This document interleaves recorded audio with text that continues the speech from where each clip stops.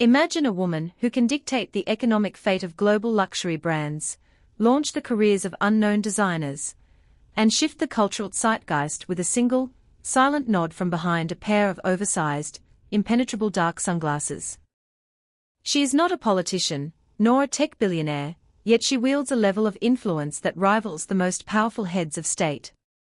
This is the extraordinary, unvarnished reality of a woman who transformed a traditional women's magazine into a multi-billion-dollar cultural empire, ruling the fashion industry with an iron will, impeccable taste, and a legendary, almost mythical, demand for perfection. Her journey from a rebellious teenager in post-war London to the undisputed sovereign of global media is a masterclass in strategic vision, unyielding resilience, and the ruthless pursuit of excellence. To understand her legacy is to understand the very mechanics of modern influence, a landscape forever altered by an editor who treated fashion not as frivolous clothing, but as a serious, high-stakes global business. The genesis of this unparalleled media dynasty began in the autumn of 1949 in the affluent, intellectually rigorous environment of London, England. Born into a family where journalism was not just a profession but a birthright, her father was a prominent newspaper editor who instilled in his children a deep respect for deadlines, editorial integrity, and the power of the written word. However, the young Anna was not content to simply follow the traditional path laid out for her. She possessed a fierce, independent spirit and a natural rebellion against the strict, conventional expectations of her upbringing. At the age of 14, she made a definitive statement of her individuality by cutting her hair into the sharp, chin-length bob that would become her most recognizable trademark, a visual shield and a brand identity she has maintained for over half a century. Recognizing that traditional academia was stifling her creative ambitions, she dropped out of school at 16, much to the dismay of her family, and immediately immersed herself in the vibrant, swinging London fashion scene, securing entry-level positions at iconic boutiques and department stores where she learned the foundational mechanics of retail and consumer desire. Her transition from retail to editorial journalism was swift and marked by an innate understanding of what made a compelling visual narrative. She began her editorial career at a British magazine, where her fresh perspective and relentless work ethic quickly caught the attention of industry veterans. Recognizing the limitations of the London market, she made the bold, life-altering decision to relocate to New York City in the early 1970s. Arriving in a highly competitive, male-dominated media landscape, she started at the bottom, working as a fashion assistant. It was during this period that she honed her craft under the mentorship of seasoned editors, learning the intricate dance of securing exclusive clothing loans, managing difficult photographers, and crafting narratives that resonated with the ambitious, modern American woman.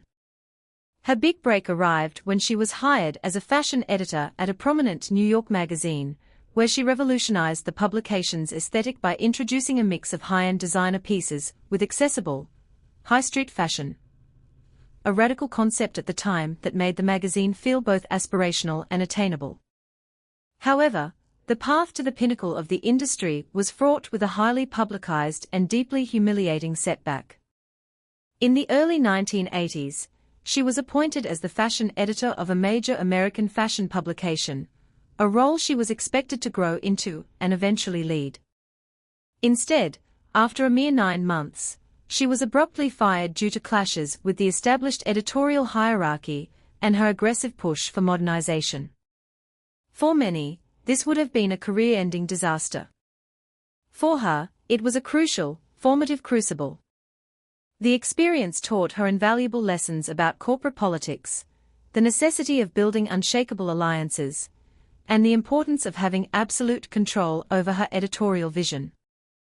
She quietly regrouped, taking the helm of a struggling home and garden magazine, which she dramatically transformed into a chic, highly profitable publication, by applying high-fashion aesthetics to interior design, proving her versatility and business acumen to the corporate executives watching from afar. The defining moment of her career arrived in the summer of 1988, when she was appointed as the editor-in-chief of American Vogue. The fashion world was skeptical, viewing her as too young, too commercial, and too disruptive. She immediately shattered those expectations with her very first cover. In a move that sent shockwaves through the elitist fashion establishment, she featured a model wearing a bejeweled, high-fashion designer t-shirt casually paired with faded, everyday denim jeans. This single image was a revolutionary declaration. It dismantled the rigid, stuffy boundaries of high fashion, signaling a new era where luxury could be mixed with streetwear, and where the magazine would reflect the dynamic, fast-paced reality of modern life rather than an unattainable, frozen fantasy. She systematically overhauled the magazine, replacing the traditional, static society portraits on the cover with vibrant, engaging portraits of Hollywood actors, musicians, and global icons, effectively merging the worlds of high fashion and pop culture long before it became an industry standard. As her influence at the magazine grew, so did her ambition to leverage that influence for greater cultural and financial impact. She took charge of the annual fundraising gala for the Metropolitan Museum of Art's Costume Institute, an event that was previously a sleepy, industry-only dinner.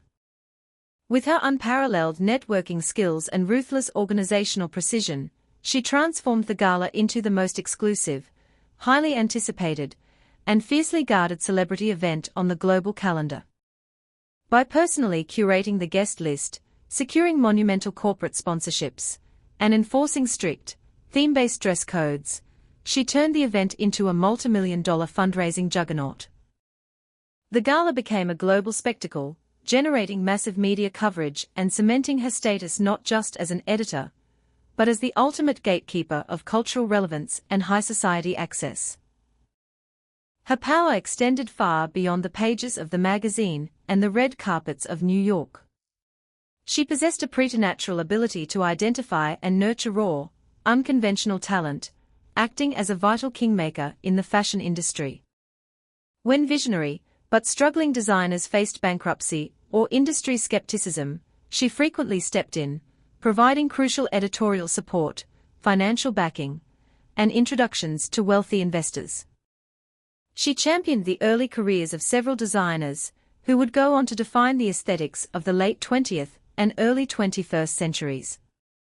Her endorsement was the ultimate seal of approval, capable of turning a niche, avant-garde label into a global commercial powerhouse overnight. This mentorship was not born of pure altruism, it was a strategic investment in the future of the industry, ensuring that the fashion ecosystem remained vibrant, innovative, and commercially viable under her watchful eye. Naturally, such immense power and an uncompromising demand for perfection cultivated a formidable, often feared reputation. She became widely known in the industry for her exacting standards, her blunt, no-nonsense communication style, and her absolute intolerance for mediocrity or incompetence.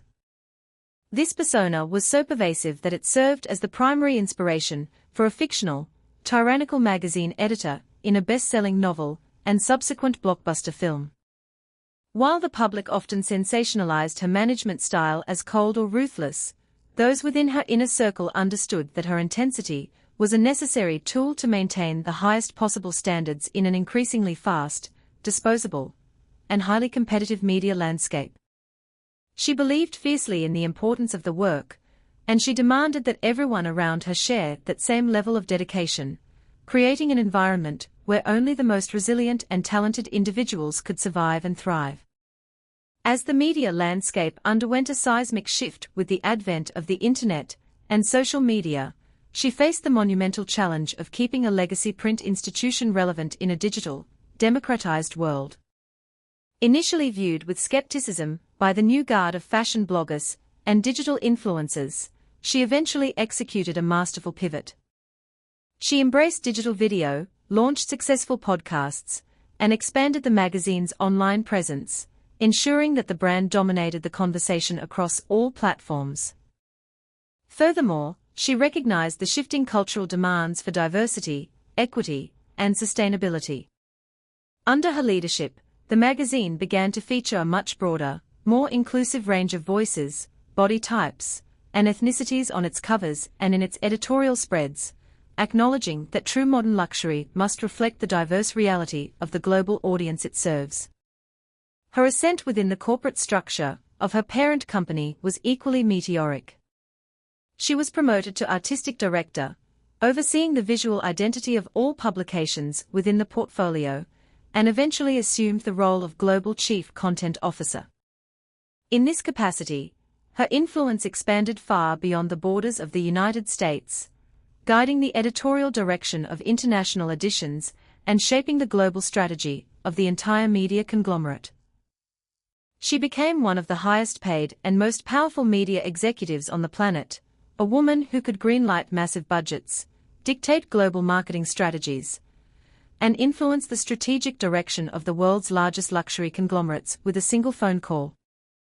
Beyond the glossy pages and the corporate boardrooms, she has maintained a deeply committed, highly effective presence in the realm of philanthropy. For decades, she has been a tireless, highly visible advocate and fundraiser for critical health initiatives, most notably raising tens of millions of dollars for breast cancer research and HIV and AIDS support. She leverages her unparalleled access to the wealthiest and most famous individuals in the world, persuading them to open their checkbooks for causes she believes in. This philanthropic work is conducted with the same strategic precision as her editorial projects, ensuring maximum impact and visibility, further solidifying her legacy as a woman who uses her immense privilege to effect tangible, positive change in the world. The legacy of this extraordinary media titan is permanently etched into the cultural and economic fabric of the modern world. She fundamentally redefined the role of the fashion editor, elevating it from a passive observer of trends to an active, global power broker who shapes culture, drives commerce, and dictates the zeitgeist.